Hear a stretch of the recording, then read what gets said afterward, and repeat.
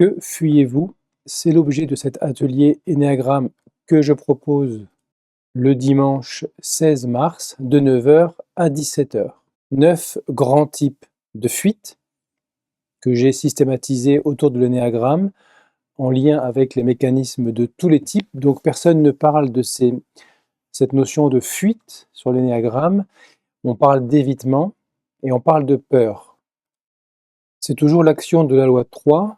Tout est le résultat de 3 forces, d'accord? La force active, la force passive et la force de conciliation des 2 forces opposées et complémentaires, ou la force de neutralisation de ces 2 forces opposées lorsqu'elles n'arrivent pas à se concilier. Eh bien, la peur, c'est ce qui agit profondément, le plus profondément en nous. C'est la force active dans le sens où elle est complètement inconsciente, mais depuis l'inconscient, elle contrôle tous nos comportements, toutes nos sensations, toutes nos émotions et nos ressentis, toutes nos pensées. L'évitement, c'est la force passive puisque c'est ce que nous évitons. Nous évitons de rencontrer certaines situations, certaines parties de nous-mêmes, mais à cause de cette peur originelle. L'évitement est assez visible dans notre comportement. C'est une des choses que l'on peut noter et reconnaître en premier. La peur originelle, elle est profondément inconsciente, elle est invisible. On ne peut l'affronter qu'après un très long travail sur soi. La fuite, elle est entre les deux. Elle est vraiment l'expression de la peur originelle et elle est ce qui motive l'évitement. J'évite telle situation parce que, plus en profondeur, je fuis telle ou telle sensation ou tel sentiment. Et je fuis telle sensation ou tel sentiment parce que ça me rapprocherait trop de ma peur originelle. Et donc, c'est ce que nous allons travailler le dimanche 16 mars, l'énéagramme et les fuites, les 9 grands types de fuites. Donc, j'intitule ces ateliers « Se réaliser grâce à l'énéagramme » parce que le but n'est pas de découvrir son type et de pouvoir se coller une étiquette et repartir avec. Le but est de travailler sur nos schémas, sur nos mécanismes, sur ce qui nous enferme. C'est un travail d'exploration intérieure et de conscience, un travail qui se fait essentiellement en duo, en binôme, et avec des restitutions en groupe. C'est un travail qui pourrait s'apparenter à ce qu'on appelle Chitta Suddhi en sanskrit dans le yoga, c'est-à-dire purification du mental. Si vous avez compris ce qu'est le mental, on l'a déjà vu, c'est la partie la plus mécanique de notre centre intellectuel qui a pourtant des capacités exceptionnelles, des capacités très nobles, mais qui fonctionne dans sa partie la plus mécanique, la plus automatique, sans attention, sans conscience, sans volonté, donc sans maîtrise. Et donc c'est ce qui nous amène à vivre notre vie de manière hypnotique et à reproduire encore et encore les mêmes schémas de comportement, schémas émotionnels, schémas de pensée et de croyance, d'interprétation, à cause de ce mental qui n'est que le fonctionnement de mon centre intellectuel dans sa partie la plus mécanique, la plus instinctive, la plus automatique. Ça n'est pas un problème, il suffirait de fonctionner avec la partie la plus intellectuelle, celle qui a comme attribut la volonté et l'attention pour pouvoir se libérer de ces schémas. Le problème, c'est que une certaine force d'inertie nous ramène constamment dans cette partie mécanique parce que nous y avons des habitudes et que des peurs, des fuites, des évitements sont structurellement présents dans tous nos fonctionnements et nous sommes rappelés dans cet espace-là, en nous-mêmes, dans ce qu'on appelle le mental. Donc il est nécessaire, dans un travail d'attention, de vigilance, de présence à soi-même, si on veut pouvoir maintenir une certaine vigilance et une certaine présence dans son quotidien, d'alléger ce mental, d'alléger le poids du mental, parce que c'est ce poids qui nous ramène constamment vers lui. La seule clé, le remède à tous nos dysfonctionnements, c'est la conscience. Et la conscience a comme attribut l'attention et la volonté. Là où il y a attention et volonté, il y a conscience. Et là où il y a conscience, il y a attention et volonté. Et mes schémas habituels, mécaniques, automatiques, ne peuvent plus se manifester. Si je retombe dans l'inconscience, donc dans le manque d'attention et de volonté, mes schémas se perpétuent malgré moi. Donc ici, nous allons nous livrer, comme dans les autres ateliers, à un travail d'allègement de ce mental. On pourrait dire purification du mental, comme dans certaines branches du véritable yoga. Donc, l'énéagramme définit 9 types de fonctionnement de l'ego selon notre blessure principale et surtout selon notre peur fondamentale, la peur originelle, peur primaire dont j'ai parlé. L'objectif étant de se libérer de ce fonctionnement enfermant, de nos croyances limitantes, de notre souffrance et de nos schémas récurrents de comportement. Et je le dis, la seule manière de se libérer, c'est la conscience. Soit par un effort persévérant, continu d'attention, de présence à soi-même dans tous les aspects de notre vie, ce qui est la clé de sortie, la porte de sortie, mais qui n'est pas si facile, soit par une purification et un allègement du mental et de tous ces matériaux. Toujours un aspect actif, le travail d'attention, et un aspect passif, l'érosion de toutes ces peurs, de tous ces doutes, de tous ces espoirs, de toutes ces attentes, de toutes ces interprétations, de toutes ces représentations que je peux apposer sur la réalité. L'idéal étant de travailler sur les deux forces, active et passive, sur l'attention, la présence, et sur l'allègement du mental. Comment? Eh bien, en faisant venir ce qui est inconscient à la conscience.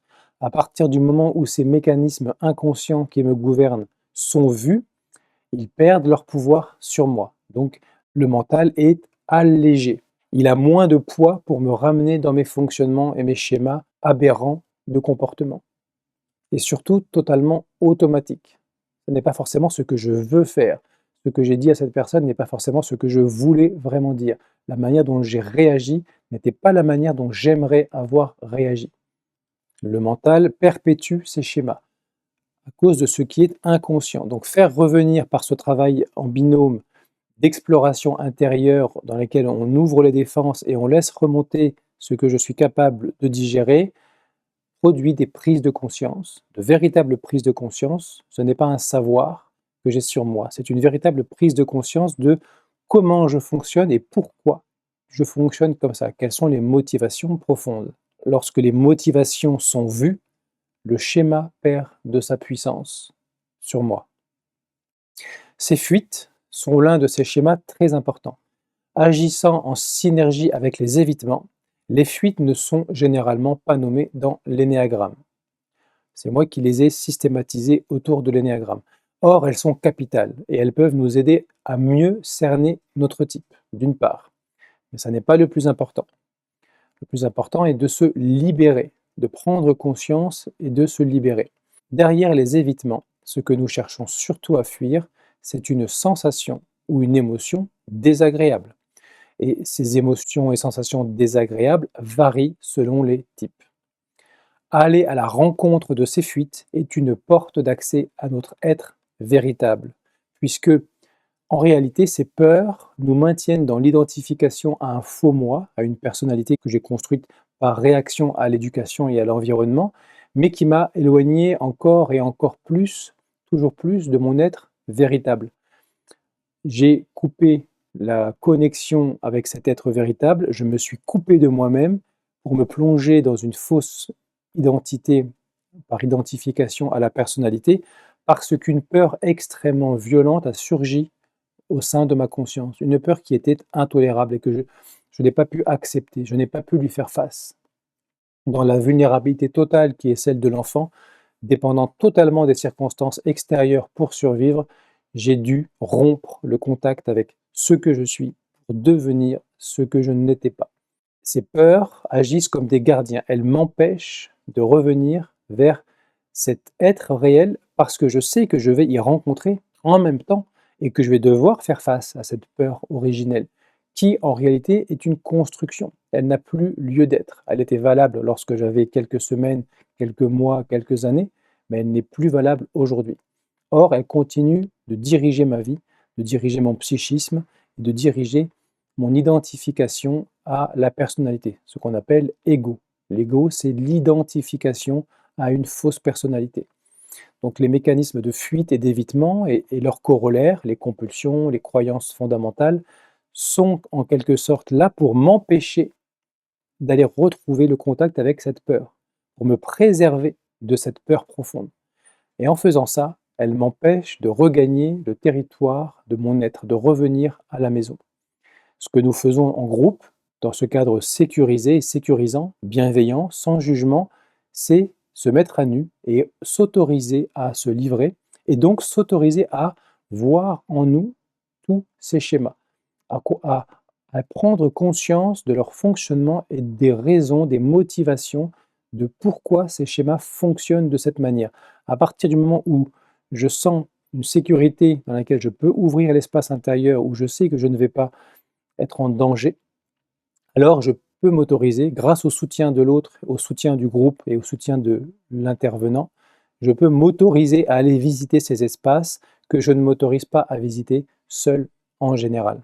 Surtout pas dans le contexte de la vie où les schémas des uns appuient sur les schémas des autres, les blessures des uns vont réagir aux blessures des autres, et j'ai tendance plutôt à fermer et à m'empêcher l'accès à ces espaces intérieurs, à refuser de les regarder en face.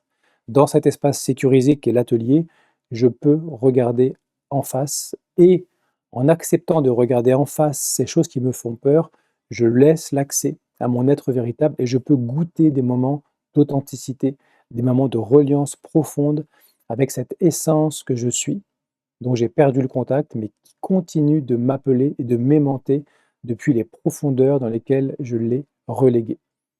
Voilà l'objet de ces ateliers. Ça n'est pas une formation sur l'énéagramme, ça n'est pas des outils ou des tests pour connaître son type, c'est une plongée en soi-même dans un cadre bienveillant, sécurisé, sécurisant, pour aller laisser remonter ce que je n'ai pas accepté de voir et qui contrôle et manipule mon fonctionnement au quotidien, pour pouvoir me libérer progressivement de ces schémas. Ce n'est pas en un atelier que je vais me libérer de mes schémas, mais je commence, et beaucoup de personnes qui ont commencé un atelier reviennent, puisqu'il y a déjà des processus de libération qui sont mis en place. Donc c'est un travail qui se fait progressivement. On ne peut pas ouvrir la vanne vers la peur originelle d'un seul coup, ça serait intolérable. Il faut y aller petit à petit et voir que nous sommes capables de digérer et de faire face à ce que nous pensons, nous croyons souvent inconsciemment, être incapables de supporter. Voir que je peux laisser ces matériaux remonter et que dans cette conscience bienveillante, non jugeante, qui ne refuse pas, voir que je peux laisser ces matériaux revenir à la conscience, être assimilés, digérés, et alors retrouver par là même un contact avec un aspect de cet être, de cette essence qui vient me nourrir et qui vient me montrer que je suis sur le bon chemin. Donc cet atelier, c'est 18 personnes maximum et il y a déjà 11 personnes qui sont inscrites. Donc il reste 7 places, peut-être un peu plus si on compte des désistements. Je peux vous mettre sur liste d'attente. Si vous êtes intéressé, vous me contactez sur l'adresse qui est en bas, elle sera dans la description, 4e voie-hva @yahoo.com. Si vous avez des appréhensions, il y a beaucoup de personnes qui arrivent avec des appréhensions, elles n'ont jamais fait ça, c'est en ligne. C'est vraiment dans un esprit très simple, très bon enfant. Il n'y a pas de jugement, il n'y a pas de pression. C'est plutôt un moment de rendez-vous avec soi-même et de partage authentique avec l'autre, puis avec le groupe. C'est un moment de retour vers soi, un moment de rencontre avec soi-même. Donc, si ce sont des hésitations ou des craintes qui vous empêchent de franchir le pas, il faut garder à l'esprit que c'est plutôt une ambiance extrêmement détendue et dans la simplicité et dans l'authenticité. Voilà, je vous souhaite une bonne fin de journée et je vous dis à bientôt, peut-être dimanche 16 mars.